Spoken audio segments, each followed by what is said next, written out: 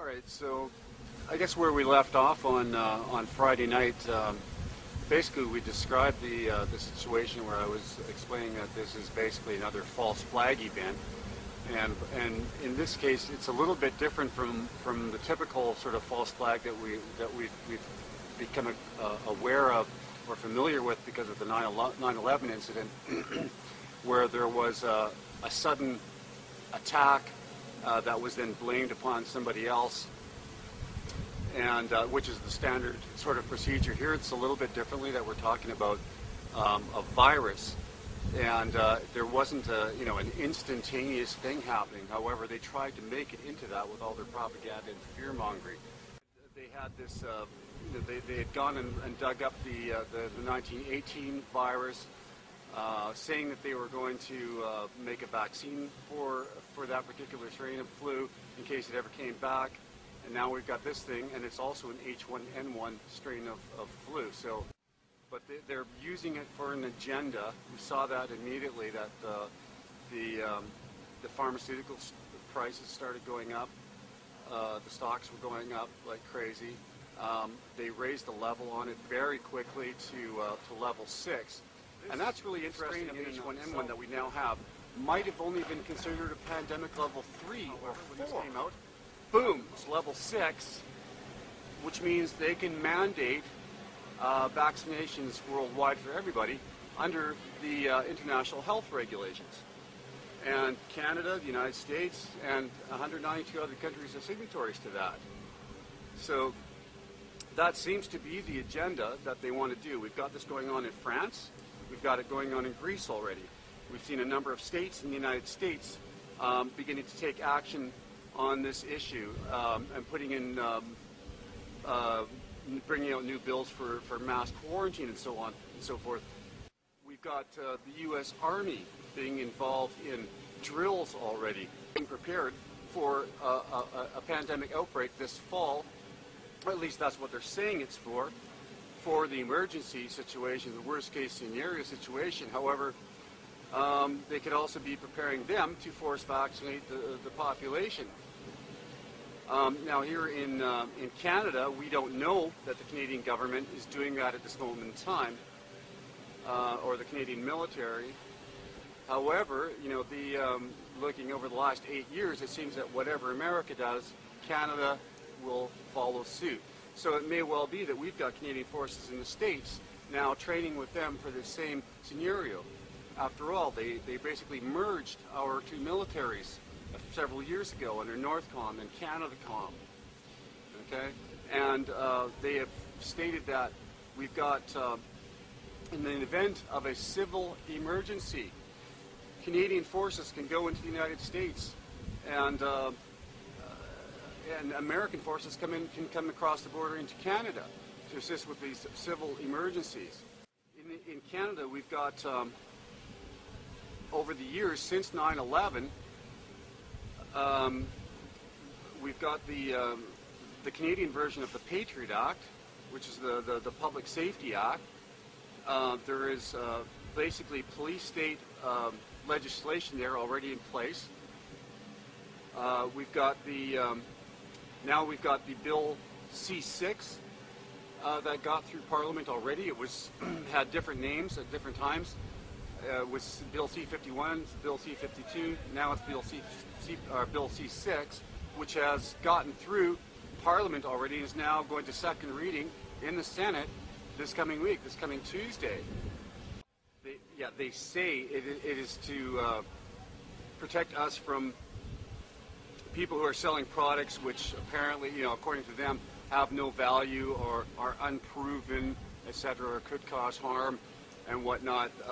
They have the ability, it's basically Codex Alimentarius, they have the ability to limit our access to natural health food products and healthcare solutions.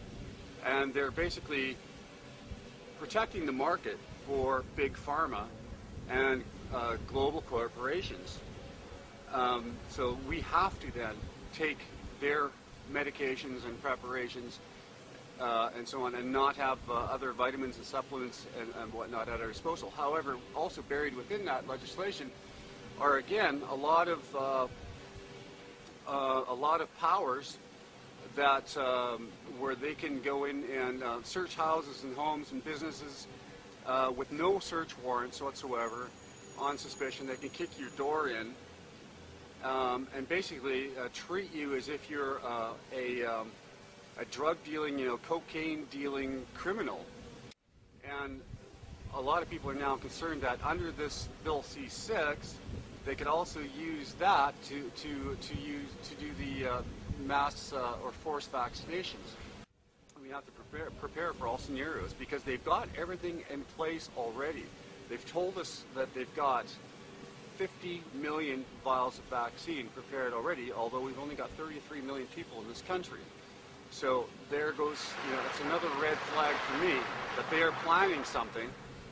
And, my hope is that nothing comes of it. My hope is that I'm wrong. I really hope I'm wrong about this. But all the indications are that this is the agenda. This is what they want to do. And we Canadians have to wake up and realize that this is a good possibility. And we have to know about vaccines. We have to know what's in them. We need to have informed choice in this country. And that's what I'm saying. I'm not telling people don't take a vaccine under any circumstances. I'm talking about this particular one for H1N1. And I want people to inform themselves on the history of vaccines. I want people to inform themselves what's in vaccines, in the contents. I want you to inform yourself about what have been the consequences of vaccines in the past. What are the side effects? And you'll find out that a lot of these so-called pandemics that have come out in the last 100 years or more have actually been caused by the vaccines. We know that First Nations people are some of the ones that they want to vaccinate first, along with pregnant women and other people that they consider to be at high risk. You have to realize, however, if you were to look into the packaged ingredients that come with these products, they actually tell you that these things should not be given to people who have a weakened immune system. And yet, it's the people with the weakened immune system that they're singling out first that they want to give it to. Okay? That is really a concern for me. And we know that these people do have a depopulation agenda. Okay? I'm not saying that's what they're doing. I don't know that 100%. I'm just saying that's what these people have told us over the years. This is what we know about vaccines. This is what we know about what has happened in the past with vaccines. This is what we've seen with other events that have gone on like this, where they have tried to scare the population into doing things on a mass basis. It's very worrisome. We need to educate ourselves and be prepared to resist if they do tell us that it's going to be a mandatory program.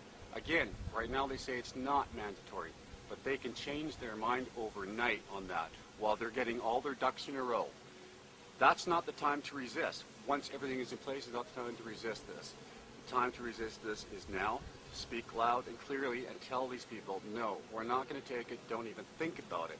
We know what's in them. We know what will actually help us in terms of our health to prevent us from getting a flu, with good nutrition and health supplements and so on and so forth, and building up our natural immune system. That's what we should be focusing on. The vaccination is not going to be the answer to this. Okay? I've got these signs that you can download, such as the one that we have here today. Print them out and paste them on some signboard, and go out with some of our brochures. We've got different flyers that you can download and print out on your own, make copies of them fairly cheaply, and just hand them out to people. We have to be the media.